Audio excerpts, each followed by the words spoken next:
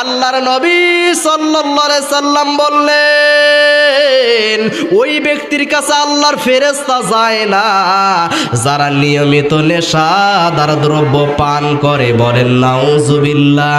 এ মুসলমান ইমানদার আল্লাহর গোলাম হযরত ওমর রাদিয়াল্লাহু তাআলা আনহু বলেন, আল্লাহর নবী সাল্লাল্লাহু আলাইহি সাল্লাম বললেন, যে ব্যক্তি পেঁয়াজ রসুন কাঁচা খাবে সে আমাদের মসজিদের নিকটে না আসে।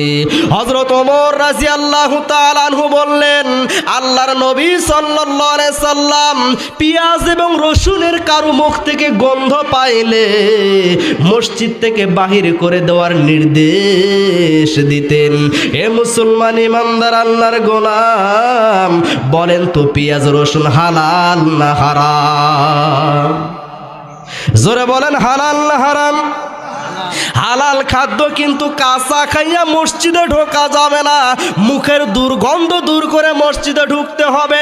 হালাল খাদ্য খাইয়া যদি আল্লাহর নবী মুহাম্মদ সাল্লাল্লাহু আলাইহি সাল্লাম মসজিদে যাইতে নিষেধ করে, তাহলে বিড়ি খাইয়া জর্দা খাইয়া মসজিদে কোন সাহসে ঢুকে?